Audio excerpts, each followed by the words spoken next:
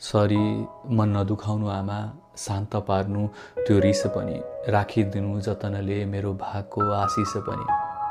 म आउन पाऊँ तिम्रो रहर हो आमा, म आउन नपाउनु मेरो बाध्यता। यहाँ केही कदमले बाध्यता रहरभन्दा अलिकति माथि छन्।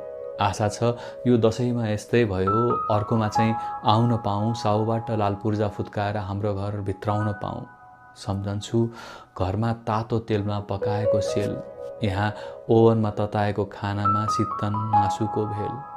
के रुच्छ के रुच्दैन, बाँकी छैन केही भन्न पनि। जिब्रो सुध्रिया छ, काँचो पाकेको केही नहेरी निल्छ अन्न पनि। नत्र त घरमा आमालाई सताउन क्या स्वादै थियो। ए आमा मासु चाहियो, ए आमा पनिर पनि, ए आमा दही छ र भइदिनु त खिर पनि। फर्कन दिएन काम दिने साउको व्यापारको भिडले पनि। खर्च पठाइदे त चाहिँ यहीँ बस भन्यो ब्याङ्कको ऋणले पनि।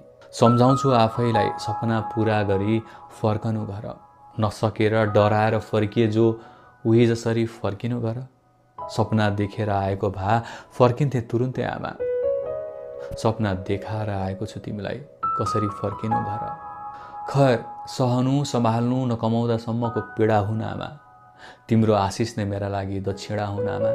हमेसाका लागि हराइजाउन् हाम्रा ती हार पनि। दशैँमा रमाइलो गर्नु नि ल उस्तै तिहारमा पनि।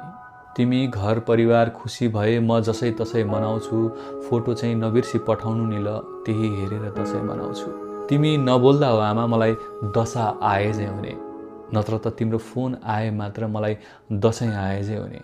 फोन चाहिँ गरिराख्नु नि ल।